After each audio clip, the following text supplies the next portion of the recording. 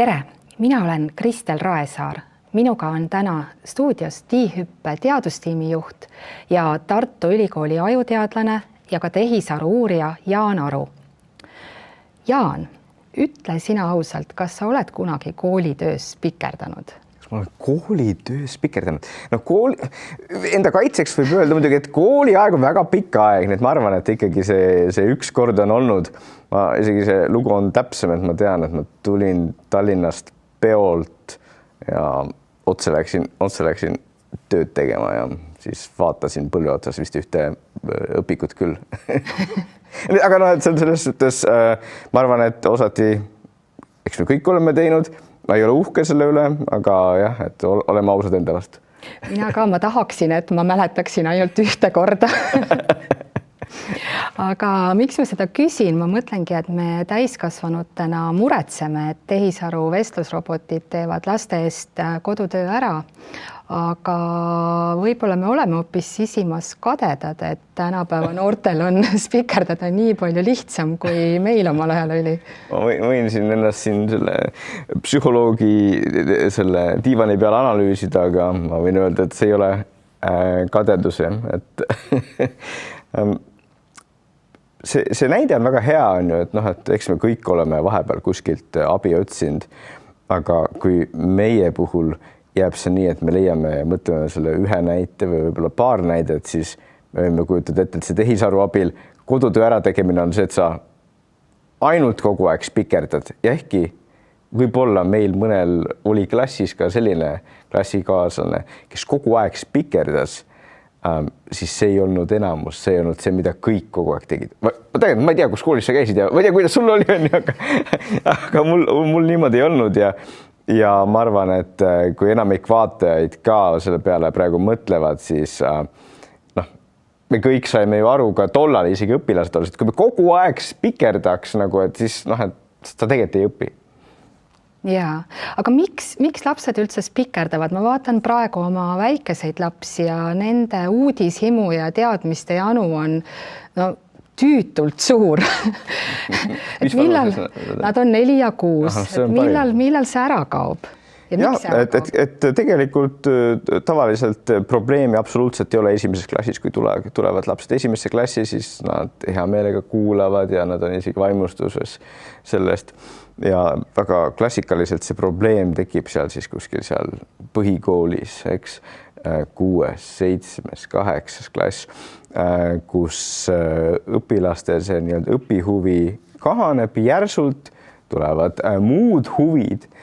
Ja nüüd sa küsid väga õigesti, et miks nad siis üldse, mis see nende põhimotivatsioon on, et õpilane on seal siis väga raskes olukorras psühholoogiliselt, sest ühelt poolt ta nagu ei viitsi õppida, ta võib-olla ka ei taha õppida, teiselt poolt tal on tänapäeva maailmas, mida meil omal ajal ei olnud, on tal, et tal on lihtsalt nii palju muid asju teha, telefonis ongi meil lapsi, kes on 10 tundi päevas ja siis nüüd ta on selles olukorras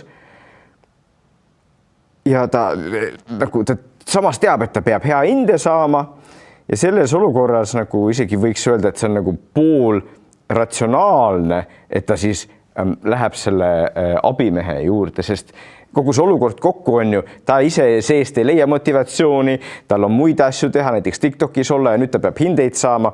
See kompott kokku tähendab talle, et ta miks mitte vaadata.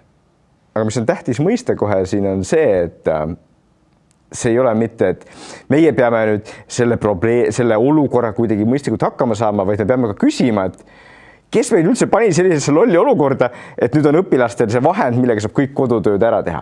Meie seda ei küsinud. Õpilased seda ka ei osanud küsida, aga meile nii-öelda pandi see peale, nüüd oleme selles lollis olukorras ja tehke midagi. Ehk siis loll olukord, millele sa viitad, on see, et suurte keelemudelite põhised rakendused on iga õpilase mobiilis vähemalt tasuta versioonina ju kättesaadavad. Kogu aeg. Õpilased kasutavad neid ka. Ja mõtlegi, et see on see olukord, et esiteks need asjad, mis ma siin illustreerisin, on, et on ju, ei ole sisemist motivatsiooni, ta tahaks muid asju teha ja siis on vaja hinde peale teha. ja nüüd see loll olukord on, et tal on antud ka tööriist, millega siis sellest nii-öelda blinderist välja saada, eks. Et see on täiesti inimlik, et noored seda kasutavad, aga isegi kui see on inimlik, see ei ole neile kasulik ja see ei tähenda, et see teeb neist pikas perspektiivis paremad ja mõistlikumad inimesed, eks. Et seetõttu on see loll olukord. Kas täna juba on selle uue reaalsuse kohta ka mingit teaduslikku kokkuvõtet, et mida see kuidas see noore inimese aju võib mõjutada? Et üldjuhul teadlased, kui mingi asi tuleb, siis hästi kiiresti hakkavad uurima ja neid uuringuid, ma ütleks, et on ikkagi juba sadu. Aga see teine probleem, mis see kaasneb, on see, et kui sa hakkad kiiresti uurima, siis sa teed mingeid selliseid väikeseid uuringuid. Näiteks üks uuring, mis me tegime juba, ma arvan, et me isegi 1,5 aastat tagasi lõpetasime selle umbes, oli selline, kus me andsime siis umbes 40 abituriendile, andsime ülesande tehisaruga ülesandeid lahendada, ütlesime, teie eesmärk on võimalikult palju õigesti lahendada. Iga ülesande puhul ma anname teile tehisaru lahenduse. Tehisaru lahendus võib olla vale. Ja siis mõtlesime, et kas nad kasutavad või ei kasutanud. Muidugi kasutasid, isegi siis, kui oli vale. Mõne ülesande puhul on ju nii, et on ju tehisaru lahendus on vale, aga 2/3 õpilastest ikka kasutas seda. Miks ma seda räägin, on see esiteks, et selliseid andmeid on, mis näitavad, et õpilased tegelikult nad ei suuda vastuseid kontrollida ja tehisarud tekitab probleeme. Aga teisalt muidugi, see oli 40 õpilast, nii et me ei ütleks nüüd, et see on kindlasti täiesti nagu põhjapanev avastus ja nii, vaid praegu mida tehakse ongi, et maailmas tehakse sadu selliseid väikseid teadustööd ja siis üritame nagu pikas perspektiivis nagu seda pilti luua, et mis siis tegelikult toimub ja üldiselt aru saada. Ja võib-olla on see ka üks tähtis asi, mida öelda, et mulle tundub, et see oli meie T-hüppe programmi nagu üks alustalasid, et tegelikult siis eelmise aasta märtsis ja aprillis tulid kokku siin Eesti mitmed teadlased ja mõtlejad, kes mõtlesid ja mõtestasid läbi selle, et okei, mis on probleem, mis tekib siis, kui õpilased lihtsalt kasutavad tavalist tehisaru ja mida me saaksime selles olukorras teha. Ja ma tahaks öelda, et see on nagu maailmas selles suhtes unikaalne, et meil õnnestus see nii kiiresti nagu mõelda ja siis tuli ka sihtasutus on ju ja see kõik ellu viidi tegelikult. Et muidugi alati võib öelda, et ikka oleks midagi siin või seal saad näiteks teistmoodi teha, aga see, et me nagu aasta hiljem oleme punktis, kus meil on need lahendused ja me oleme üritanud nagu seda tegelikult mõtestatult läbi viia, seda lolli olukorda lahendada, see on päris hästi. Jaa, räägimegi see, millele sa viitad, on T-hüppe õpirakendus. Mis see on? Miks see sündis? Jah, et osati see motivatsioon oligi, kui president välja kuulutas T-hüppe, siis ei olnud ju, ega president ei öelnud, et nüüd tuleb see õpirakendus, eks. Ja siis esimestel nendel kohtumistel, mis olid ministeeriumis, siis sai meie poolt väga selgelt kohe välja öeldud, et me peame tegelikult midagi tegema paremat kui see, mis on tavaline ChatGPT. Ja nüüd parem ei tähenda mitte sellest, et ta teab rohkem või vastab soravamalt, vaid parem õpilase jaoks. Sest kõigil meist oli selge, et see tavaline ChatGPT, ta ei toeta õppimist, sest õppimist ei toeta see, mis sinu eest kõik asjad ära teeb. See on seesama see spikerdamine, kui sa korras spikerdad elus väga paha ja peaksid ennast eluaeg halvasti tundma, ma teen nalja. Aga kui sa kogu aeg spikerdad, siis on see selge, et nagu sina ise ei õpi, sina ise ei saa targemaks ja kujutame ette, et kui sa kogu aeg seda teed 8. klassist alates, siis ei jäädki vaimselt 8. klassi tasemele. Meie aju ja mõtlemine ei arene mitte nii, et ajaga lihtsalt läheb paremaks, vaid ta läheb paremaks sellega, kui me harjutame, kui me teeme, kui me näeme vaeva. Ja nüüd on siis ChatGPT, mis kõik selle ära võtab, on ju, ja jällegi, kuna me enne siin kirjeldasin, et õpilased on selles väga lollis olukorras, siis nad kasutavad seda ja see iseenesest viib Eesti õpilaste mõtlemist allapoole. Ja siis algusest peale saime aru, me peame midagi teistmoodi tegema. Ja algusest peale oli visioon ka, et okei, et tegelikult probleem ei ole tehisaru ise. Probleem on see nii-öelda tavatehisaru, et ta üritab olla liiga meeldiv ja tahab vastuse kõik ette anda. See on õppimise suhtes halb. Aga tegelikult seda sama süsteemi saaks kasutada, et ka nagu õppimist õpetada.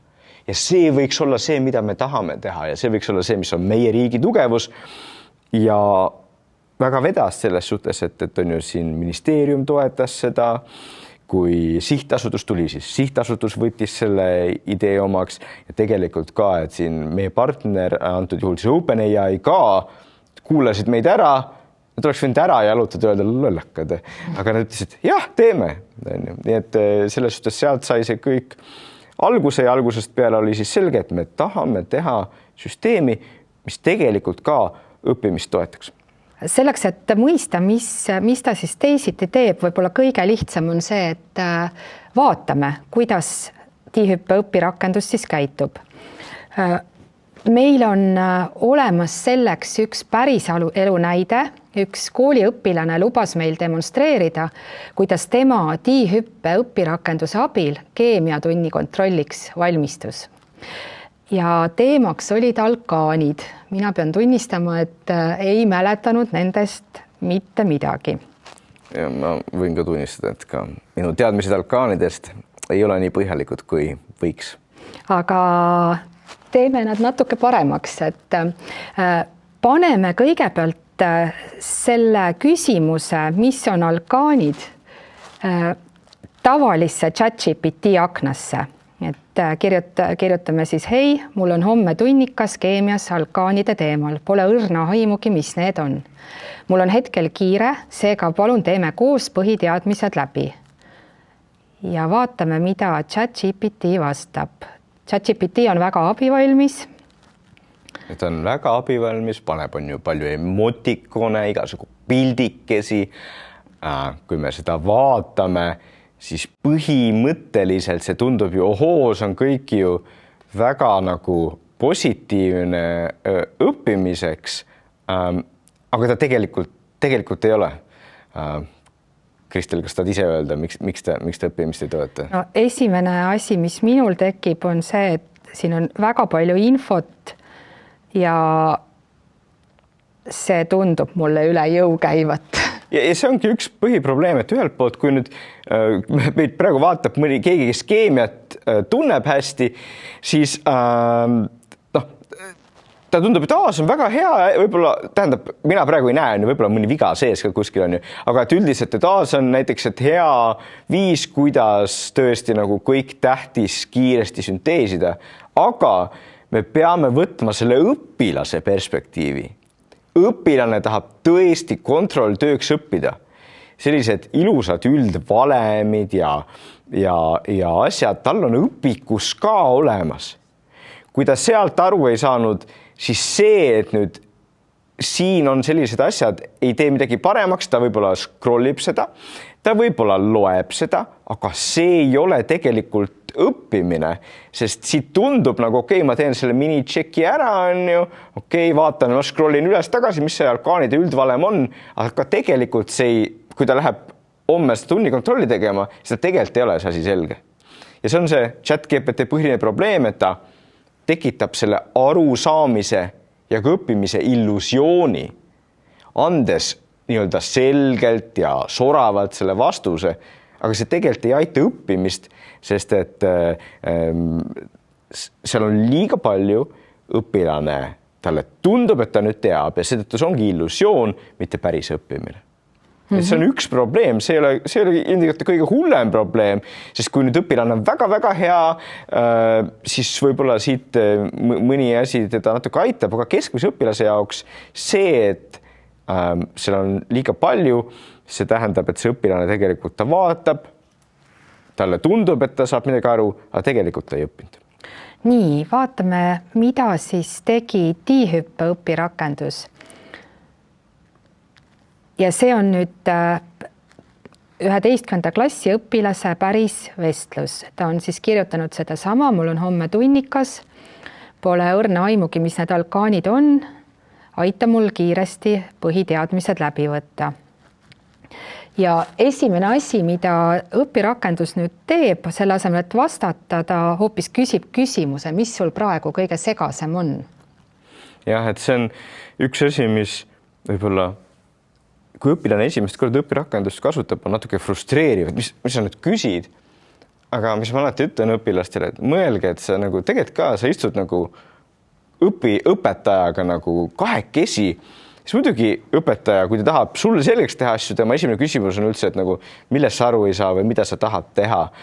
Nii et see, et ta sellise küsimuse küsib, see peaks toetama ka seda, et õpilane nagu korraks nagu hakkab, oota, mis see täpselt on üldse, millest ma siis aru ei saa, antud juhul ta ütleb, et kõik teemad tekitavad küsimuse, aga teinekord see võib olla ka nii, et sa tõesti nagu täpsustad ja see võimaldab sul nagu endal ka aru saada, okei, ma tegelikult sellest osast ma saan aru, seda osa ma tahaks täpsustada. Nii et üks nipp, mida me alati ka ütleme õpilastele on see, et pane võimalikult täpselt sinna esimesse prompti juba kirja, et mis see täpselt on, mida sa tahad saada.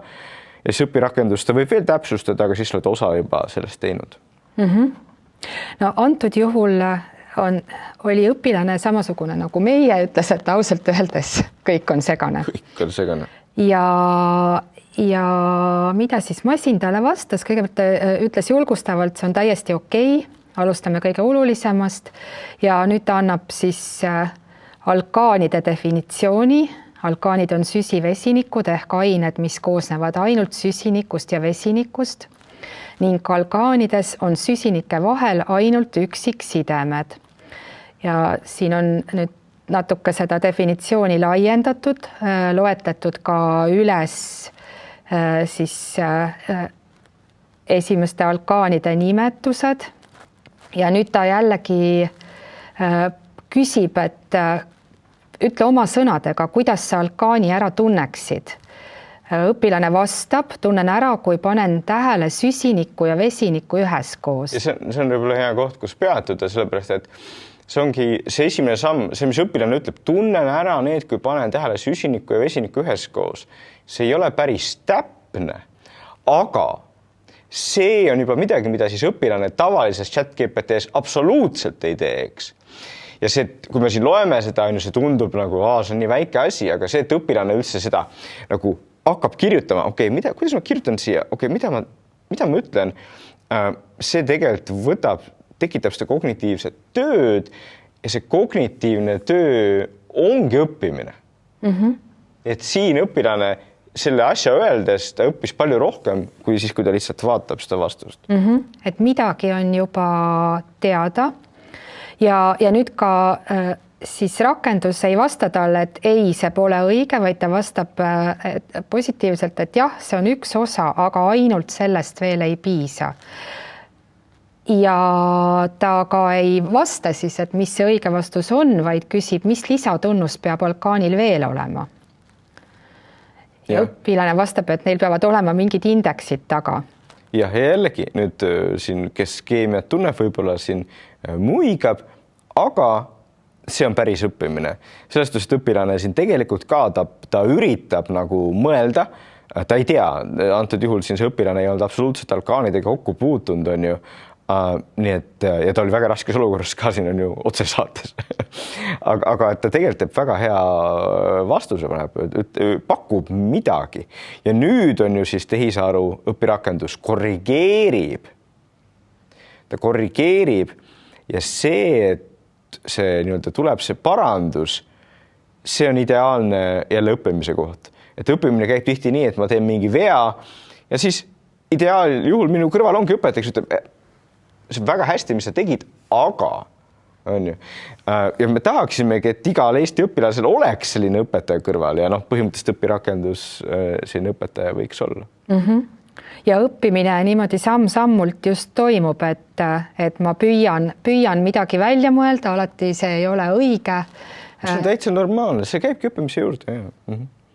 Ja ma olen kogu aeg aktiivselt kaasas, mitte lihtsalt passiivselt ei loe mingit teksti. Jah, et see on see asi, mis meie arvates nagu tehisaru tegelikult saab üldiselt parandada, et me üldse saame aru paremini, et mis see õppimine on. Praegu ka siin saates me räägime, mis õppimine on, et meid vaatavad targad inimesed, aga enamik neist ei ole kunagi mõelnud, mis on õppimine. Ja nüüd selle tehisaru valgus saame öelda, et õppimine on see, kui sa ise aktiivselt, vaimselt teed neid tegevusi. Ühesõnaga see, et sa loed midagi, see ei ole õppimine, sest siis sa küll loed, võib-olla mõnest asjast saad aru, aga sa ei oska selle kohta ise kirjutada või sa ei oska ise arutleda selle kohta. Et midagi arutleda, pead sa olema aga proovinud seda arutlema. Ja mõnes mõttes ma ütlen, see võrdlus, mida ma toon, on see, et meist keegi ei arva, et näiteks heaks korvpalluriks saab niimoodi, et me lihtsalt istume ja vaatame kogu aeg telekast korvpalli on ju, üldse trennis ei käi, ainult vaatame kogu aeg, terve päeva, koolis ei käi, ainult vaatame korvpalli, vaatame, kuidas 3 punkti viiset tehakse, vaatame, kuidas triblatakse, kuidas söödetakse. Nii sul tekivad väga head sensoorsed oskused mängu jälgida, aga kui sa ise platsil oled, sa ei oska ühtegi nendest asjadest. Ja ma arvan, et see on asi, millest iga lapsevanem aru saab, on ju, et me ei saa korvpallimängijat treenida selle teleka ees, aga samamoodi me ei saa õpetada lapsi, kui nad lihtsalt ainult loevad vastuseid. Ja nüüd siin vestlus läheb edasi üsna samal moel, et õpilane vahepeal ka palub tehisarul tagasi tulla, näiteks ütleb, et oota, kas sa saad uuesti välja tuua selle valemi. Ja see on juba ka aktiivne õppimine, sest ta nüüd tajub, et tehisaru küll ütles talle valemi, aga ta ei mäleta seda ja tal on vaja see meelde tuletada. Just, et seda me nimetamegi siis metakognitsiooniks, et õpilane ise tabab, et ma tegelikult oleks väga hea siin seda uuesti vaadata, eks. Nii, nüüd küsib tehisaru, mis nime kannab see alkaan, mille valem on C2H6 ja õpilane tunnistab, et ma ei oska veel nimetada alkaane. Selle asemel, et siis lugeda alkaanide nimetused üles, küsib tehisaru edasi, mis sa arvad, mis nime saab aine, kus on 2 süsinikku ja lõpp on ikka aan. Ja õpilane nüüd tundub, et hakkab mingit loogikat tabama, ta pakub, et äkki on duoaan. Ja see on väga hea pakkumine. See tähendab, et õpilane pidi mõtlema, mis sa ütled 2 kohta ja duo on ju asi, mida me 2 kohta ütleme teatud kontekstis ja eksib jällegi, aga selles suhtes siin on ka see, et mis me näeme, et see tehisaru või antud juhul siis õpirakendus, siin tulevad esile need head tehisaru omadused, et ta on kannatlik, ta ei ütle sulle nagu loll oled, no kuule, appi, see oleks pidanud pihta saama, vaid ta nagu rahulikult hea pakkumine, loogika on õige, ja siis selgitab neid asju. Ja ta ka julgustab just seda loogikat kasutama, et mõnikord sa ei pruugi teada, aga võib-olla sa suudad välja mõelda. Ja et see, et inimene nagu ta selle nii-öelda harjutuse läbi teeb, see võimaldab tal nagu tegelikult palju paremini nendest asjadest aru saada. Nii, õppimine läheb edasi. Ja siin tasub ka mõelda selle peale, et see võib-olla tundub nagu issand kui pikk tekst, aga tegelikult see kõik sai ju tehtud 20 minutiga. Et see ei ole nagu niimoodi, et ta siin oleks tunde vestelnud. See 20 mintsa nagu tavalisel õpilasel, see lihtsalt läheb raisku, aga antud juhul see õpilane siis tõesti ta ise ka tundis, et ta nagu sai mingid asjadest aru ja see vestlus, selle põhjal on, kui meie seda vestlust nagu mõistlikult väga rahulikult loeksime, siis meie saaksime ka midagi aru. Aga tema sai veel rohkem aru, sest tema oli selles olukorras, ta pidi tõesti nagu selle küsimusega tehisarult küsima, eks nüüd, kui meie siin vaatame, siis jällegi meie õpime vähem kui see õpilane, kes ise need küsimused küsis. Jah, see vestlus on tõesti hästi loomulik, nagu sa vestleksidki, ma ei tea, minul aitas isa vahel matemaatikat, füüsikat, keemiat õppida, et ja tegelikult üsna kiiresti on õpilane jõudnud sinna, kus ta suudab ise alkaani definitsiooni sõnastada. Ja nüüd on jälle arutelu nimetuste üle. Ja siin oli siis see ka, et lõpuks nii-öelda aeg sai otsa, meil oli vaja seda asja arutama hakata, aga see õpilane, ta nagu väljendas ka seda, et ta oleks tahtnud edasi arutada.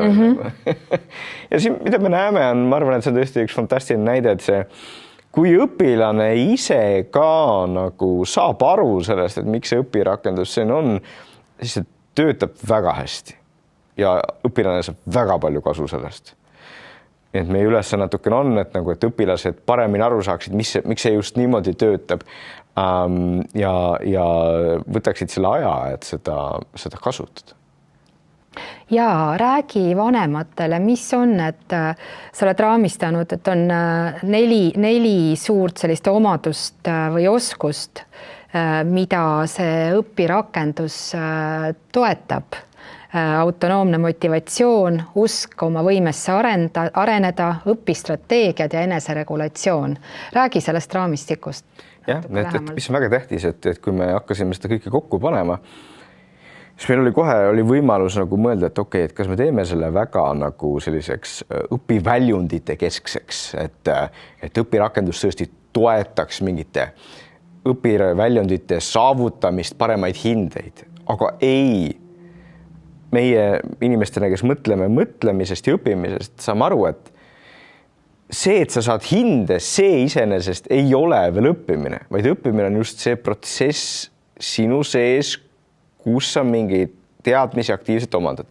Ja seega, mida me algusest peale otsustasime, et me tahame, et see õpirakendus toetaks õppimist üldisemalt.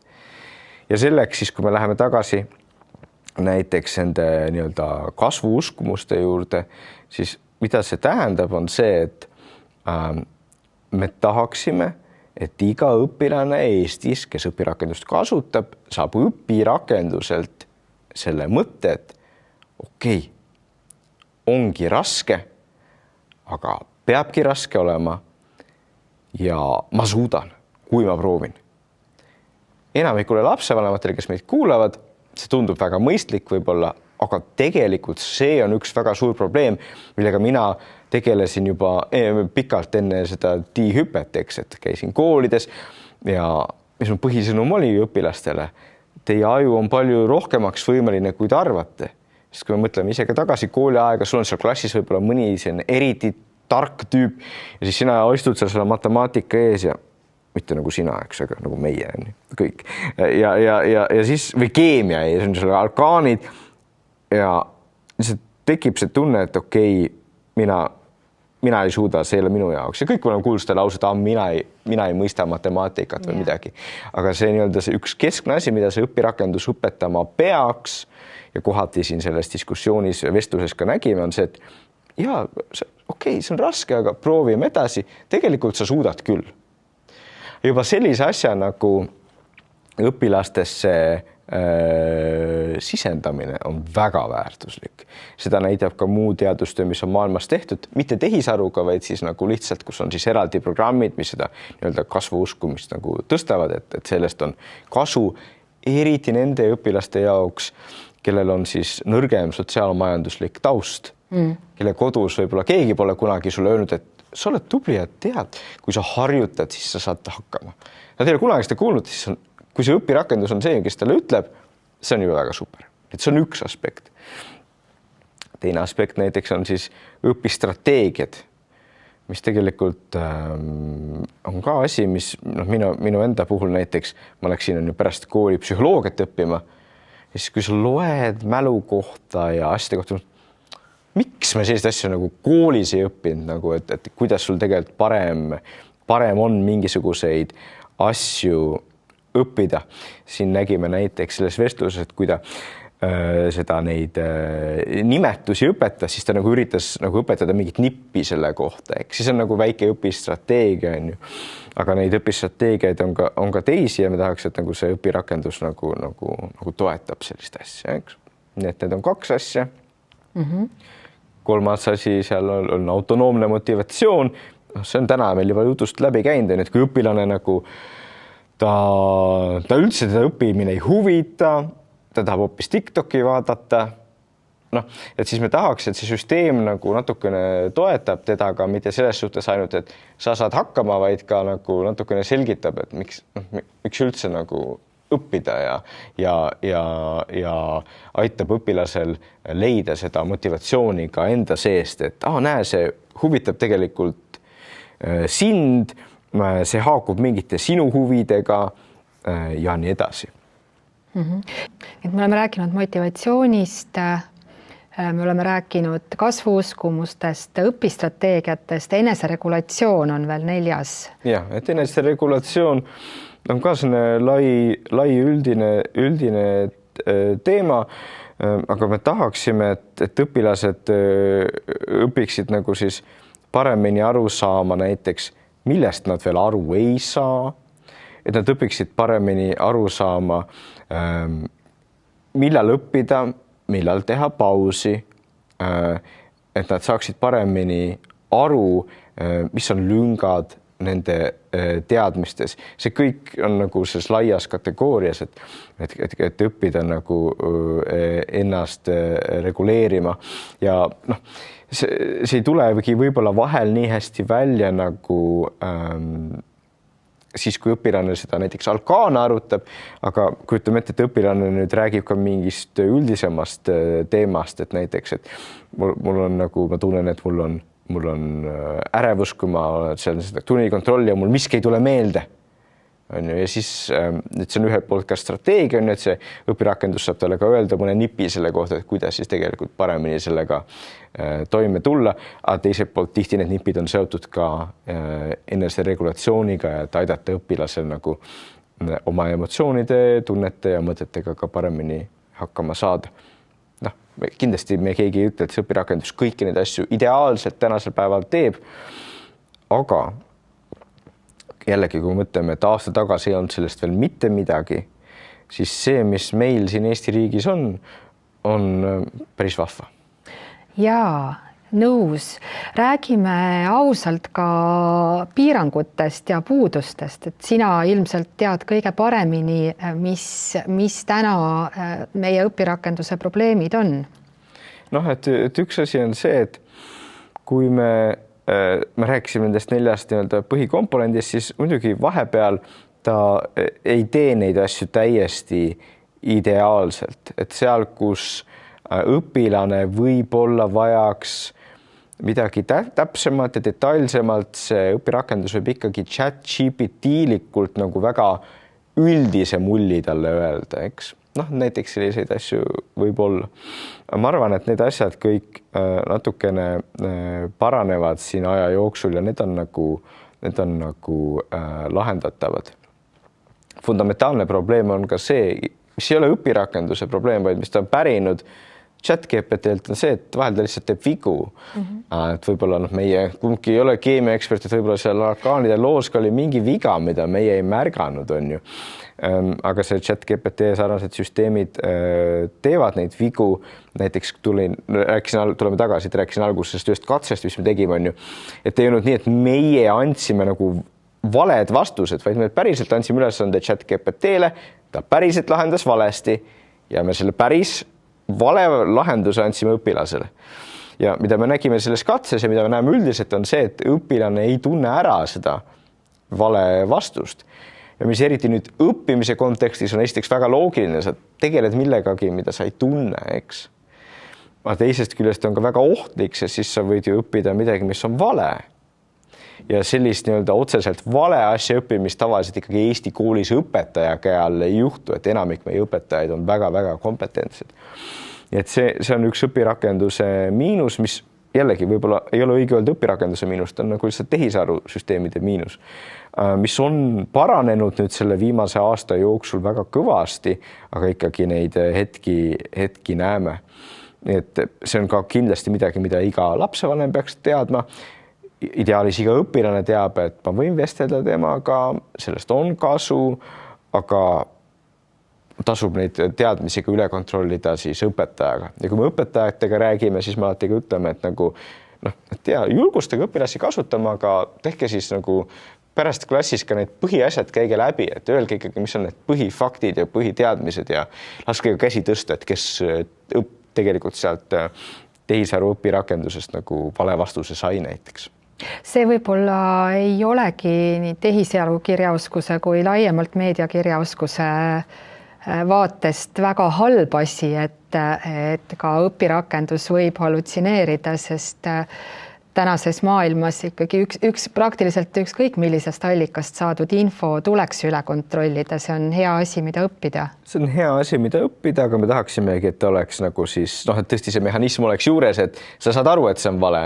Et ainult nagu tehisaruga vesteldes sa ei saa aru, et see on vale. Nüüd sul peab olema see, et siis seda näiteks kas koolis siis ikkagi käiakse need põhiasjad üle näiteks. Ehk tehisaru õpetajad veel niipea vähemalt ei asenda.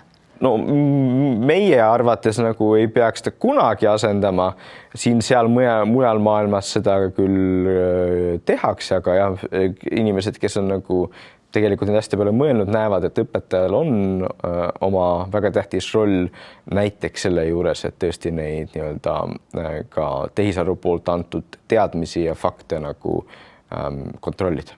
Mil moel veel õpetaja roll võiks muutuda nüüd, kus tehisaru on ka tema kõrval kättesaadav? No ma arvan, et kõige peamine on see, et õpetajad nagu kasutaksid ära seda, et nüüd muidu on ju põhiprobleem klassis on see, et sul on õpilaste see tase on väga erinev.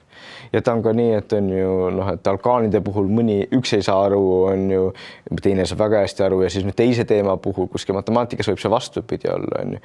Aga nüüd on siis tegelikult selline põhimõtteliselt olemas selline ühtlustaja, eks. Aga see töötab ainult siis, kui õpetajad julgustavad seda, et arutage sellel näiteks selle alkaanide teemal nüüd kodus selle õpirakendusega, eks. Ja teiseks, kui enamik õpilasi seda ka teevad, et muidugi, kui nüüd on miski pärast nii, et need nõrgema sotsiaalmajandusliku taustaga noored ei tee seda, siis see lõhe kasvab veelgi, eks on ju. Aga ideaalis, kui kõik Eesti õpilased kasutaksid seda rakendust, siis need vahed väheneksid, sest iga õpilane saaks nagu sealt õpirakendusest nagu siis vastavalt enda teadmistele ja võimekusele nagu aru sellest teemast. See tehisaru rakendus võib olla selline koduõpetaja ka sellele lapsele, kelle vanematel ei ole võimalust eraõpetajat palgata näiteks. No mõnes mõttes, see on väga kena, et sa niimoodi sõnastad, et mõnes mõttes ma arvan, et kuidas sellesse peakski suhtuma ongi, et on eraõpetaja või nagu mulle meeldib öelda treener, eks, privaatne, personaalne treener. Ja kui me nii sõnastame, ma arvan, et see on hea sõnastus, sellepärast, et siis iga kuulaja saab ka aru, et see on mingi asi, mis seni oli ainult üli-eliitide päralt, et Eestis oli üksikuid peresid, kus oli nagu siis nagu mingi eraõpetaja või mõnel oli võib-olla seetõttu, et lapsel olid õpiraskused ja võib-olla riik toetas, aga neid oli vähe, on ju. Aga see õpirakendus põhimõtteliselt võimaldab kõigile seda. Kõigile on see personaalne treener, kõigil on see eraõpetaja. Nii et kui me niimoodi selle sõnastame, siis tundub isegi nagu rumal seda mitte kasutada, eks, et sul on antud nagu asi, mis läbi ajaloo on olnud ainult väga-väga eliitidel ja nüüd on sul see isiklik treener olemas. Ja ma tunnen võib-olla, et me Eestis tõesti võib-olla seda ei ole veel piisavalt mõistnud, et mis võimaluse see annaks ja ma loodan, et see selles suhtes läheb paremaks.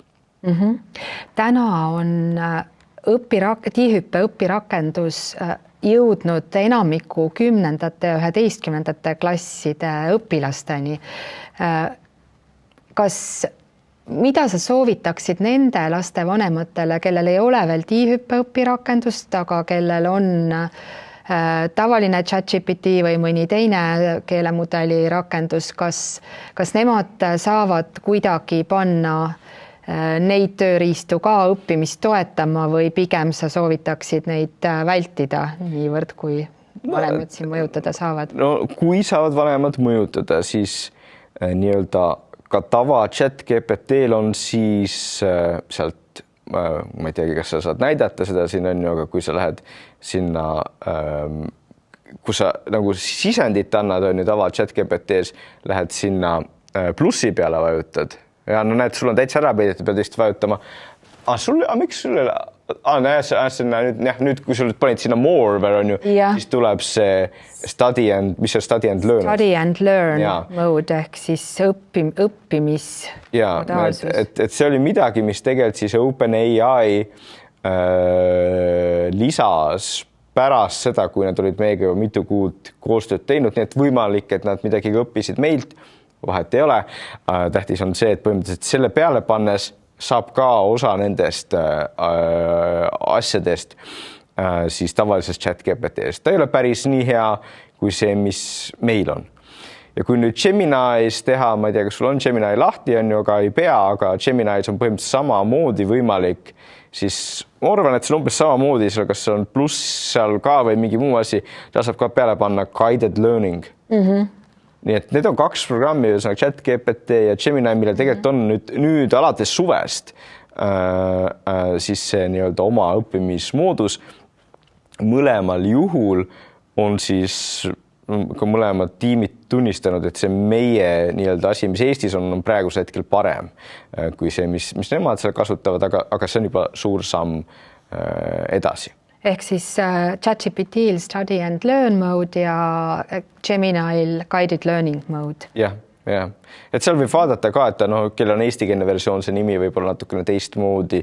Ma arvan, et see Geminil võib olla juhendatud õppe või midagi taolist, aga saate aru, et peab otsima nagu sellist eraldi õppimise režiimi.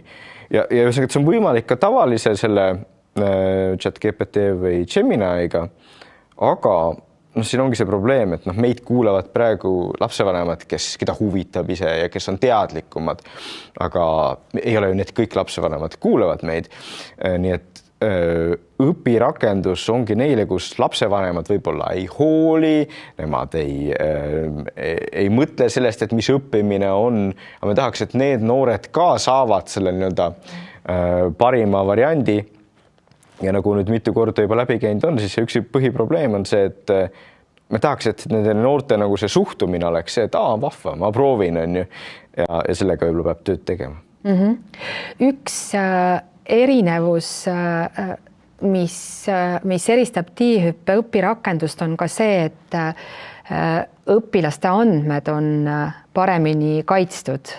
Kas see on tõsi? See on väga tõsi, ja selles suhtes, et seal on ju kohe esiteks see, et OpenAI ei kasuta neid andmeid mudelite treenimiseks, mis on väga suur samm. Ja teiseks siis on väga tugevasti lepingutega kaitstud ka see, et OpenAI isegi ei saa midagi nagu liigset nende andmetega teha. Ja siis ka nagu meie teadlased ei ole niimoodi, et meie lihtsalt saame kuidagi vaadata õpilaste andmeid, vaid selleks, et õpilaste andmeid vaadata, on väga pikk ja põhjalik protseduur olnud. Ja lõpuks see näeb siis välja nii, et näiteks, et ma pean personaalselt sinna sisse logima, et sa ei saa olla keegi suvaline. Nii et see on siin viimase rohkem kui poole aasta jooksul väga pikk olnud see protsess, et kuidas saada kõik nii, et see ligipääs oleks väga turvaline, väga piiratud ja et mitte ühelgi juhul ühtegi andmepunkti ei vaadataks nagu ilma asjata. Nii et selles suhtes ma arvan, et selle nimel on palju vaeva nähtud ja praegu see turvalahendus ka töötab. Ja selles võib õpilane kindel olla, et kui tema ChatGPT-ga õpib, suhtleb, siis tema õpetaja, koolidirektor ega keegi T-hüppe tiimist tema vestlusi ei vaata, ei loe, nende põhjal mingeid järeldusi tema kohta ei tee. Jah, et õpetajad ja koolijuhid ja teised välised inimesed ei saa nendele vestlustele ligi.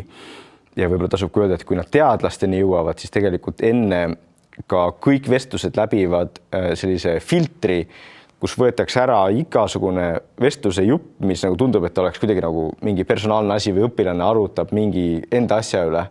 Et ma ei saa isegi näha neid, et mis seal välja võeti, vaid võetakse kõik välja. Ja seda teeb masin automaatselt. Seda teeb masin automaatselt, jah. Et ühesõnaga see protsess on hästi läbi mõeldud ja paika pandud.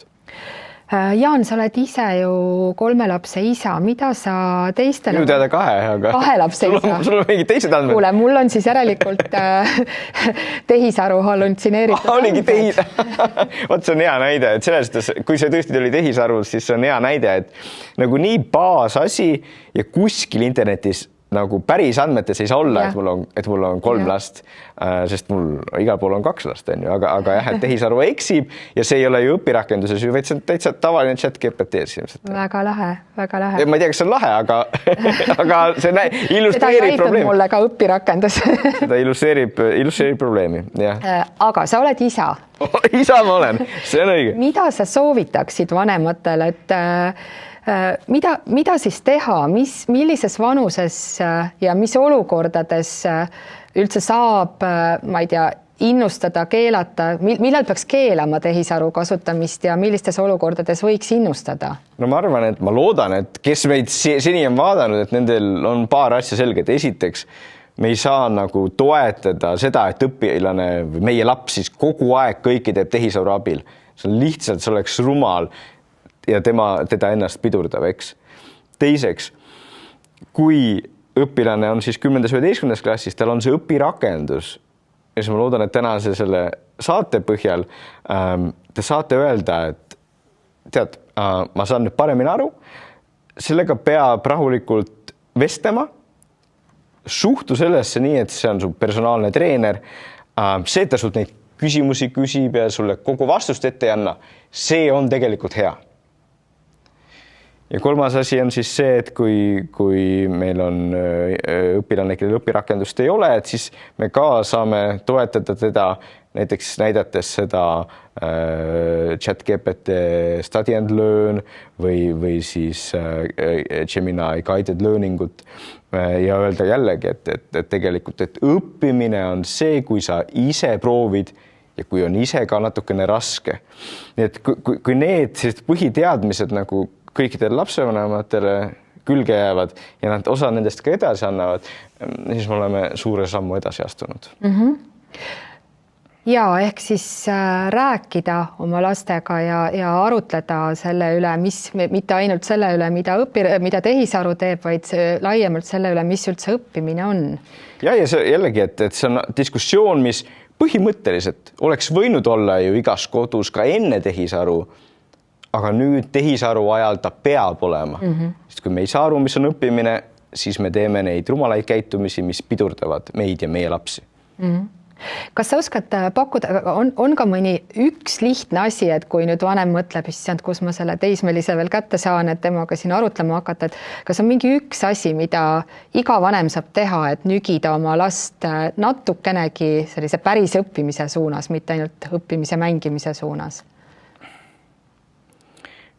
Noh, selles suhtes, et nendel lastel, kellel on see õpirakendus, see, kui meil õnnestuks neid nügida seda õpirakendust kasutama ja õpirakendusele võimalust andma, siis võime seda ka võtta nii, et see tegelikult see õpirakendus ongi selleks, et lapsevanematel ka lihtsam oleks, et nemad ei pea vaidlema selle üle, mis on õppimine, nad ei pea lugema läbi raamatuid sellest, mis on õppimine, vaid et nad võivad usaldada, et Eesti riik, sihtasutus, teadlased on üritanud teha sellise programmi, mis tegelikult juba õpetab seda, mis on õppimine. Et kui me suudaksime nagu oma noori sinna suunata, et nad seda programmi ka nagu kasutaksid ja talle võimalus annaksid, siis oleks päris hästi.